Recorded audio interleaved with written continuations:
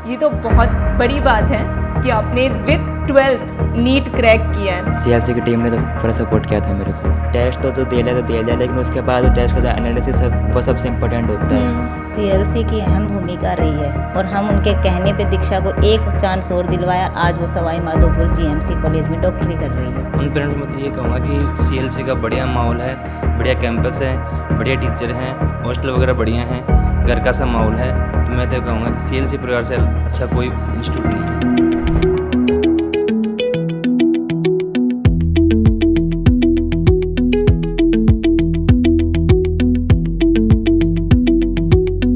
कुछ घर सिर्फ घर नहीं होते, सपनों की फैक्ट्री होते हैं, जहां घर का एक सदस्य एक साल में डॉक्टर बनता है और उसके अगले साल दूसरा। जी, आज हम एक ऐसे परिवार से मिल रहे हैं जहां 2025 में बहन दीक्षा ने नीट में सिलेक्शन लिया और उसके अगले ही साल भाई आर्यन ने नीट में सिलेक्शन लेके उस राह को आगे बढ़ाया। नमस्कार, मैं लवीना चौधरी टीम सीएलसी से आप सबका स्वागत करती हूँ सीएलसी के डिजिटल प्लेटफॉर्म पे। आज हम मिल रहे हैं आर्यन से, आइए बात करते हैं।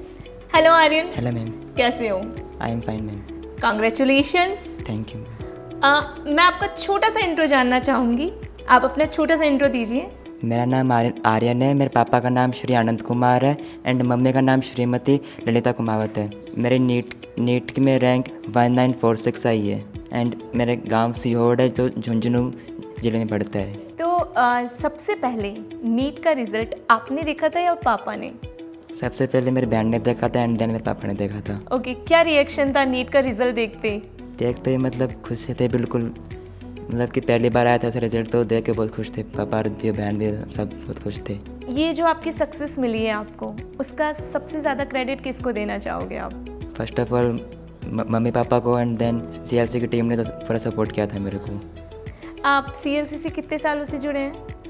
मैं 10th पास करके 11th में गया था, मतलब 2 साल हो गए मेरे को। ओके, तो आपने विद 12th नीट क्रैक की है? Yes ma'am. ये तो बहुत बड़ी बात है कि आपने विद 12th नीट क्रैक किया है। तो इतना सारा मोटिवेशन कहाँ से आया था एग्ज़ाम को क्रैक करना? बोर्ड्स भी थे 12th के अंदर, 12th के बोर्ड्स को मैनेज करना, देन उसके साथ में नीट की तैयारी को मैनेज करना।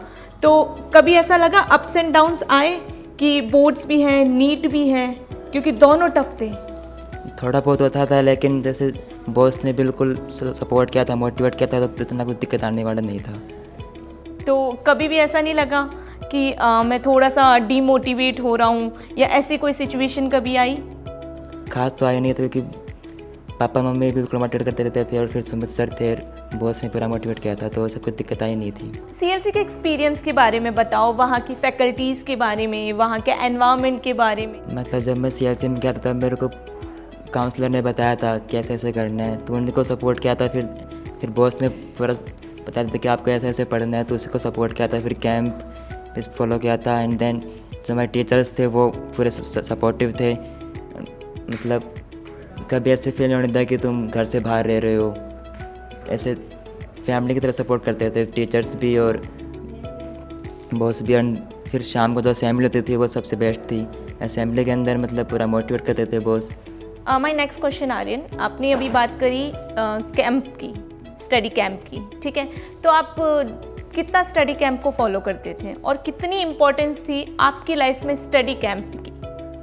मैंने तो कैंप को पूरा फॉलो किया था और कैंप पे मेरा मतलब कि पढ़ने का अच्छा वो था कि मैं रूम पे तो इतना नहीं पढ़ पाता था जितना कैंप पढ़ता था। कैंप के अंदर तो माइंड डाइवर्ट नहीं होता था और कैंप ने मेरे को मतलब कि पढ़ने का पूरा वो किया था कि कैंप के अंदर होता था मैं इतना नहीं पढ़ पाता। घर वालों ने भी कहा था और बॉस ने भी कहा था कि कैंप से मतलब रूम से अच्छी पढ़ाई कैंप के अंदर होती है।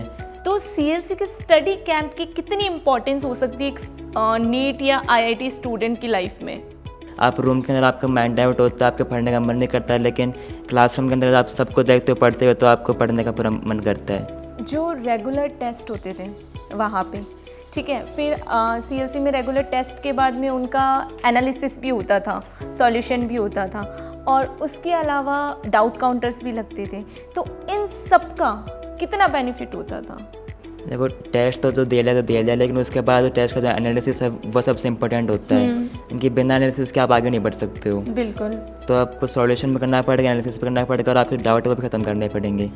तो जो डाउट काउंटर का और सॉल्यूशन का बेस्ट एडवांटेज ये था कि हम आगे का सोचने के बजाय जो पहले वाला टेस्ट उसको पूरा पक्का करते थे पहले, उसके बाद आगे बढ़ते थे। आपका जो एक्सपीरियंस था ओवरऑल टीचर्स के साथ में, वहाँ के टीचर्स बहुत एक्सपीरियंस टीचर CLC में पढ़ाते हैं, है ना, तो उनसे आपने क्या सीखा? मतलब उनसे तो मैंने सीखा कि कभी लाइफ के अंदर आपके सामने बहुत मुश्किल आएंगे लेकिन आपको रुकना ही नहीं है। आर्यन, जैसा कि आपने बताया कि आप 11th में CLC आ गए थे, 10th तक आपने गांव में करी थी और आपके 12th में 95% और अंडर 2000 आपकी नीट में रैंक रही है। तो आपने दोनों चीज़ों को कैसे बैलेंस किया और फाउंडेशन कोर्स की कितनी इम्पोर्टेंस है उसके बारे में बताओ बच्चों को। मैं ये कहूँगा कि फाउंडेशन के अंदर जो स्कूल होता है उससे बिल्कुल डिफरेंट चल के आपका जो बोर्ड के सब्जेक्ट्स हैं उनको कवर करते हुए एंड देन जो कॉम्पिटिटिव एग्जाम जैसे नीट JEE है उनका भी कवर करते हुए आपको पूरा प्रिपेयर करते हैं और आपके जितने भी कॉन्सेप्ट्स वगैरह होते हैं, आपके जो बेसिक होते हैं उनको स्ट्रॉन्ग कर दिया जाता है फाउंडेशन के थ्रू। रही बात बोर्ड के परसेंटेज की, तो उसमें फिजिक्स केमिस्ट्री बायोलॉजी जो हमारा सब्जेक्ट था वो तो हमें फाउंडेशन के साथ हमारा कर दिया था स्ट्रॉन्ग। फिर हिंदी इंग्लिश की बात रही तो वो हमें लास्ट के महीने में जैसे कि नवंबर के अंदर हमें हिंदी इंग्लिश की क्लासेस भी स्टार्ट हो गई थी और फिर हमारे सब्जेक्टिव टेस्ट भी दिलवाए थे। और इतना कुछ करने के बाद जैसे कि हमारे फाउंडेशन के अंदर हमारे जो नीट था उसकी हमारी अच्छी स्ट्रॉन्ग कर दिया गया था और फिर बोर्ड के लिए भी स्ट्रॉन्ग कर दिया गया था। तो जो रैंक आई उसका भी रैंक में भी अच्छी इंप्रूव हो गई थी और जो बोर्ड के परसेंटेज पे भी अच्छे आ गए थे।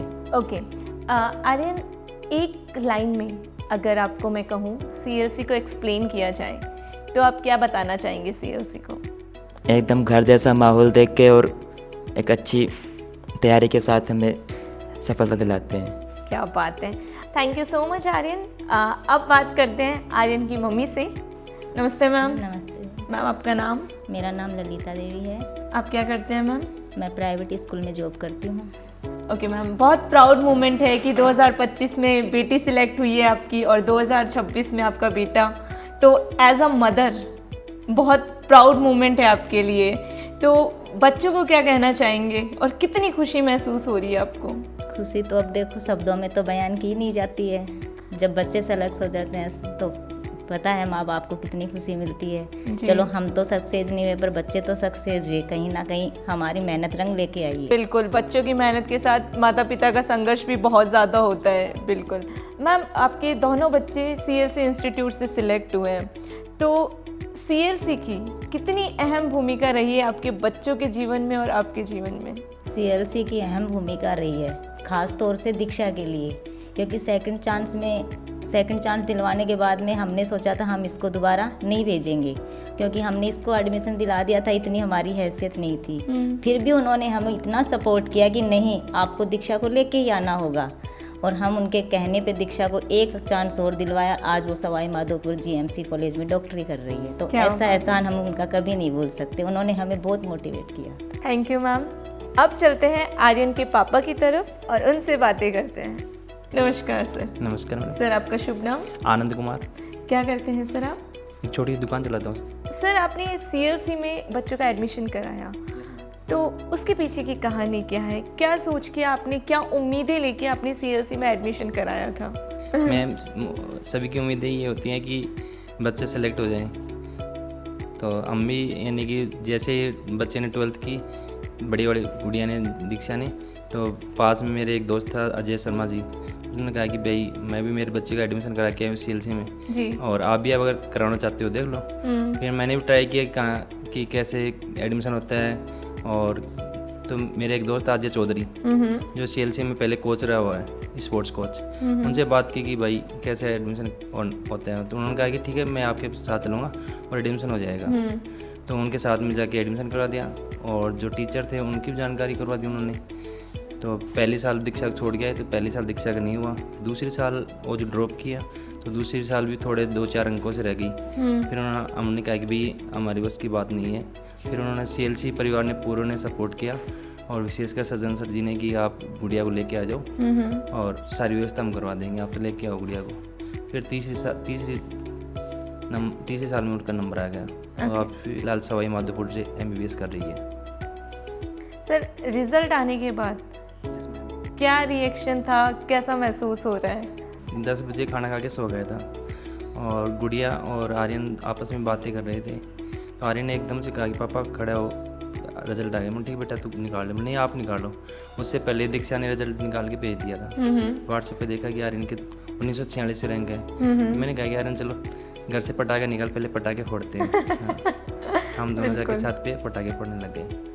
बहुत बड़ा खुशी का माहौल था। बिल्कुल बिल्कुल मैम। सर बिल्कुल, एक पेरेंट्स के लिए बहुत प्राउड मोमेंट होता है कि उनकी बच्चा और बच्ची दोनों डॉक्टर बन गए। सर CLC परिवार से आप काफी समय से जुड़े हैं। हाँ मैम। तो कितना योगदान रहा है CLC परिवार का और किस तरीके से?